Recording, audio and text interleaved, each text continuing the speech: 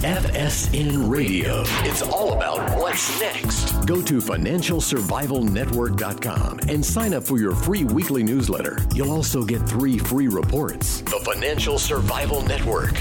It's all about what's next. Welcome. You are listening to the Financial Survival Network. I'm Kerry Lutz, coming to you from Vancouver at the Sprott Resource Investment Conference that we go to every year where possible. It's lovely in Vancouver now, although it's a little overcast today. It was gorgeous yesterday, sunny, 70 degrees. It's a pleasant switch from Florida for sure. And hey, judging the investment climate, though, that is a real challenge because you think you've got it, you think you understand things, you think it's going your way, and then all of a sudden reality throws a roadblock in front of you. So what I found is the only way for you to really succeed and avoid these pitfalls is finding a group of trusted advisors who know what's going on, who have a better idea than you because they're boots on the ground, literally, and they can keep you from making bad mistakes and maybe help you to make better decisions. So you need to surround yourself with this group. We've got a lot of people in that group. As always, you can email me, kl@kerrylutz.com. I'll send you a list of my top newsletter advisors out there. They're all very approachable people that you can send emails to. You can even call them on the phone if they have time. They're generally very busy, but they will answer all questions candidly and openly. And hey, if you subscribe to their publications, that's great. So one of them is our good friend, Jamie Keech. He's a mining engineer, and now he's on the finance side. You can find him at resource-insider.com.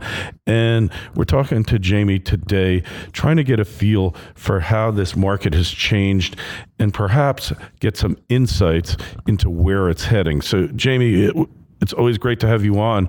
So, you watched a turn in the market recently, right? I did, yeah. And where do you think this is going?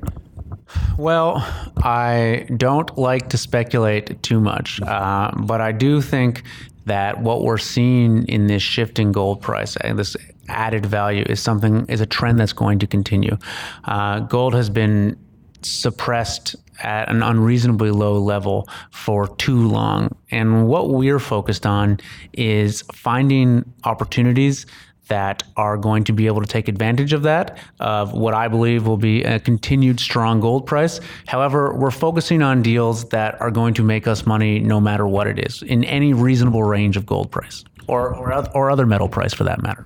Yeah, and that is a great point because gold prices could go up to 2,000. There are still projects that are not economically feasible, but it's just like the internet bubble, like the blockchain bubble, all these things, because it gets in the news, tends to get exaggerated, the values distorted, and a lot of people get in when you shouldn't.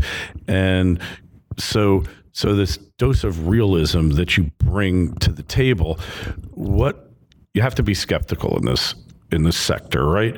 So when you approach a company that you haven't heard of before and you're not that familiar with the players, what do you do? Well, so I rarely have much interaction actually with many companies I've never heard of before. One of the key aspects for me is really delving into my network. I've worked in mining for 15 years all around the world, and I feel like I've had a chance to meet most of the people that are doing very interesting things. If there's someone I do meet that I haven't, I immediately sort of ask for their references and see who they've worked with and try to get an understanding of who they are, what they're doing from people that I trust and have worked with in the past. Assuming they pass that test, and sometimes if they don't, I start to do a deep dive into the actual company. So this comes into two main areas. This is financial and then technical. Financial is, how has the company been set up? Who owns the stock? What price did they get it at? What is the structure of the company and the deals they've done? Has this been set up in such a manner that given a good asset, given a good team, it can actually succeed for shareholders? Or is it set up in such a way that shareholders aren't going to make money regardless of how successful it is, regardless of how much money management makes. This is, I think, a chronic issue in this business insofar that companies are set up in such a way to benefit management teams exponentially, whilst shareholders carry the burden of the risk and the financial support responsibility. So it has to pass that. And I would say that eliminates 50% of the companies on a good day. But assuming it's been structured in such a way that management has gotten at a reasonable rate, their incentives are well aligned with their shareholders or would-be shareholders, then we start to look at the asset. And obviously, in my view, as a mining engineer, this is the most important part. Whether it's an exploration stage company, development, or an operating company, typically what I do is I really tap people who are expert at that specific thing. I think listeners should be very cautious of would-be gurus in this sector, because no one person really knows anything. An epithermal gold deposit in Mexico is very, very different than a porphyry copper deposit in British Columbia, and it requires mining's not mining. It requires different skill sets. It requires different networks and different operating abilities. And so when I look at a project, I talk to people who are expert in that region, expert at that mining style or exploration stage. And I really delve deep into the details of the technical feasibility. And I'm going to kind of rant on about this for a second, but the idea, there's this concept in this space that there's a guru out there that can answer all these questions. And that's complete bullshit. And that's why investment banks, hedge funds, mining companies, they're not run by one person. They're run by teams of people, financial people, technical people, legal people, et cetera, et cetera, et cetera. And there is no one person that can make a decision. And so you need to be sure that whoever you're listening to and whoever you're doing due diligence, or who is ever doing the due diligence that you're listening to, has that network of people and is really has access to the skill sets necessary to make good decisions, because it's very, very technically complex, any project, and there is so much opacity in this space that it really does require a lot of work and a lot of digging. Yeah, well, obviously this sector is not for the faint of heart. I've been investing in it for many years and done well in it, better than in the general market, but I've basically done that by following people that I trusted, assembling that team whose recommendations I believe in. And also timing is important, because you could be right on everything else, but if the market is against you, you're just not going anywhere. You'll lose money for sure. So when you wrote an article about 6 months ago, I guess, right around VRIC, about that very topic of opportunistic managements, who basically, it's what I would call a heads they win, tails you lose deal, where pretty much the shareholders enjoy all the burdens of being owners in the company and none of the benefits, what you described. And so there has to be some red flags for that. You're looking at the deal. What do you look at first? Well, in that regard, what you want to see is that management is aligned with shareholders. So what that means basically is that management teams should not be making large sums of money unless their shareholders make money. So that means, for one, reasonable salaries, reasonable bonuses, reasonable stock options being granted. You do want to be able to incentivize great teams. It's hard to attract really good CEOs, and particularly really good technical people, because these guys can go work for a major mining company. They can have complete job security, and they can get paid $300,000+ a year, and they don't have to worry about their project running out of money tomorrow. So to attract good teams, you do need to give them upside. However, this should be congruent with success and with the value that they add.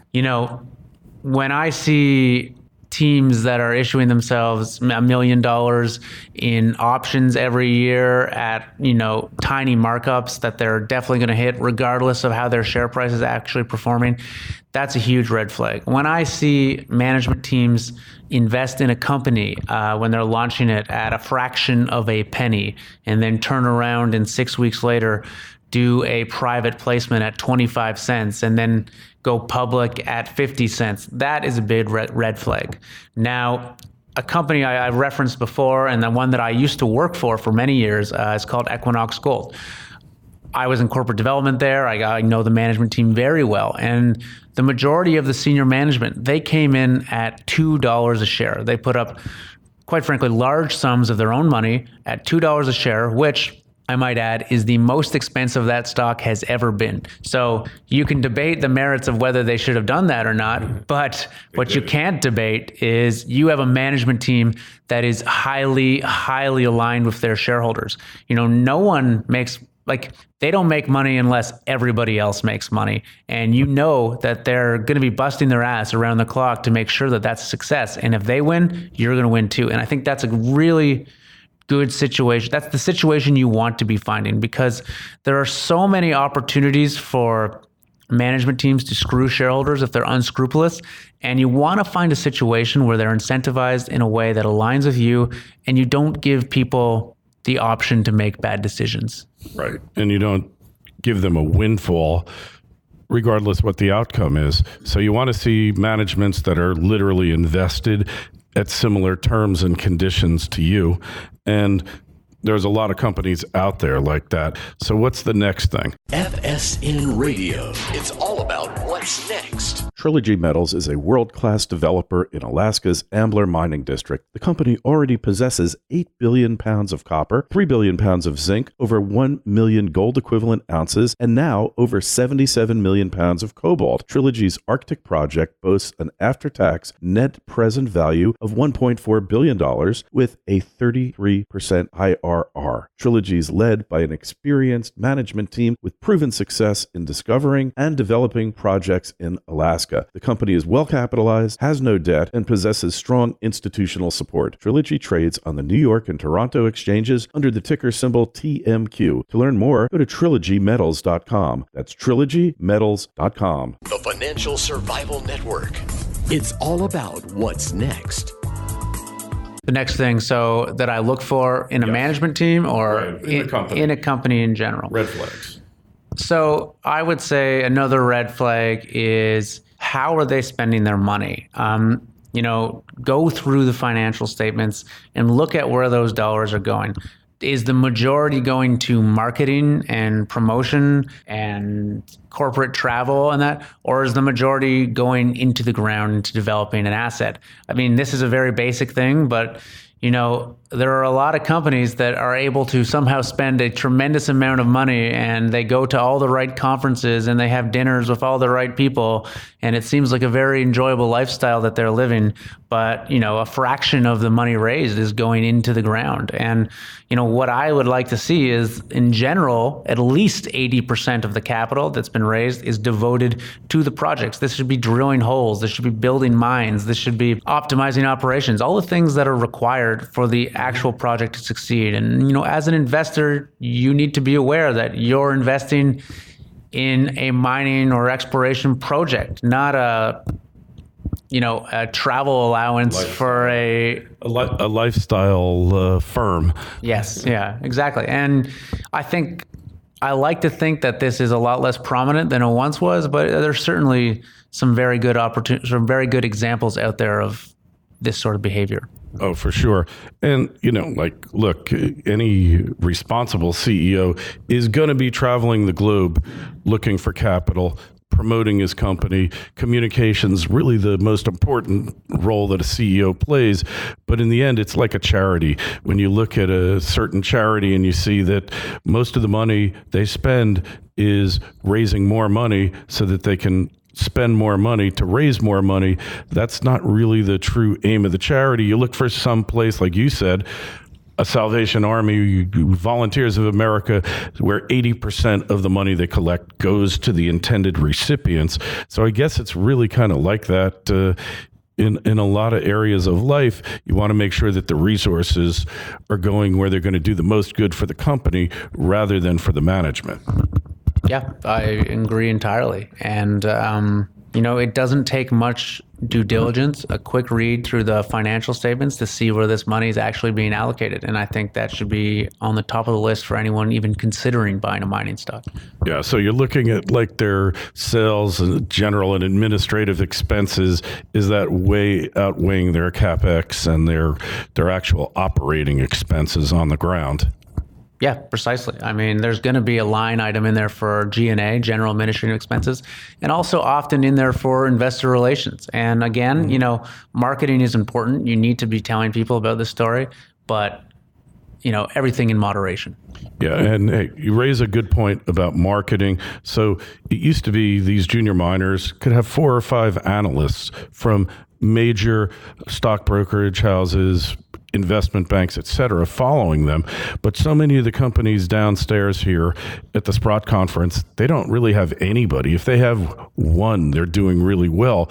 So the companies have kind of had to make up the difference there and spend their own money. It's kind of like an author gets a nice advance from the publisher, and then they say, all right, you owe us this money. You better go around at your own expense on a book promotion tour and start selling books, right? They're in a really bad position here. We're at a very interesting, I think, nexus in the mining industry right now, in that traditional coverage and traditional sources of financing has seriously dried up. The power traditionally held by brokers with large books or even investment banks to actively finance these companies is not what it once was. And we're seeing a lot more importance in people like yourself and newsletter writers and independent analysts that are able to add value here. So, my service at Resource Insider, we're a subscription service, and we go out and we look for great deals. And I invest my own money in every deal we do. And we are consistently able to raise millions of dollars for these companies with our members. And we wouldn't have been able to do that 10 years ago because we wouldn't have been able to get in on great deals. Because money is so scarce right now, and because companies are both desperate for capital and for press and coverage, we have a tremendous amount of power that didn't exist. And because of that, we're able to actually go out and negotiate great deals. And, I look at this like buying a mining company similar to how I look at buying a car. It's like you don't want to pay the sticker price. No. And we get to actually go in and participate in these private placements and say, you know what, in today's market, we're not paying $1 a share. We're not paying 75 cents a share. We're going to do this, and it needs to have a full warrant, and et cetera, et cetera, et cetera. And it's a very good position to be in for a newsletter writer. And these are also have become essential services for mining companies because they tend to be the only people actually speaking about what they're doing and building a following. And then shows like yourself and Mining Stock Education and other great letter writers and commentators out there are adding a tremendous amount of value in this industry. Yeah, well, I wonder now if prices go up, whether Wall Street will beat a path. They probably will because they're going to go wherever the money is. But they might not find themselves as welcome as they once were because the balance of power has kind of shifted. But I guess we're going to have to see because, hey, a bull market cures all problems, as we know, until it ends. Well, I would say, I think at some point Wall Street and Bay Street here in Canada is going to come back in a big way, and there's going to be a lot of money flowing in. But that's what makes right now such a unique and interesting time for investors at home. You have a tremendous amount of power. If you're a guy or lady that is interested in investing in these sort of companies, if you're an accredited investor and you want to participate in private placements, companies are going to bend over backwards for your $5,000, $10,000, $50,000 check because that represents capital that they need today. And you have a lot more power right now. You're going to get a lot better deals right now than you have probably ever been able to get and are certainly going to be able to get in a few years. So I think we're in a really unique window. And the reason I set up Resource Insider was to take advantage of that and to build out a portfolio that I think is going to massively outperform over the coming years. Which is a very noble goal. So just tell us what we do. It's Resource Insider, resource-insider.com. Just tell us what awaits us there, Jamie. Yeah, so it's resource-insider.com. This is a public announcement. If you own resourceinsider.com, please contact me because I want to buy it off of you. No, but all jokes aside, what we actually do, it's very simple. We have members. All our members must be accredited investors. And my only job is to find great deals in the mining and natural resource industry. I invest my own money. I negotiate great deals. And our investors, they come in, or rather our members come in, and they're able to invest on the same terms as me, on the same time frame, with complete transparency. And our goal was to put together a group of capital so that we could have the size to go out and cut these good deals. And we've done a great job. We've been going for a year now. We've raised millions of dollars. We've done half a dozen great deals. And, I'm even more excited about what we're going to be doing this next year. We're working on something right now. We're investing alongside a multi-billionaire on the exact same terms into a really phenomenal looking gold exploration project. And quite frankly, these opportunities don't come along very often, and I'm moving quickly to take advantage of it now while I can. Yeah, well, timing is everything in life. As they say, Jamie, wish you the best of luck. Thanks for coming by. Thanks a lot, Gary. FSN Radio. It's all about what's next. Go to financialsurvivalnetwork.com and sign up for your free weekly newsletter. You'll also get 3 free reports. The Financial Survival Network. It's all about what's next.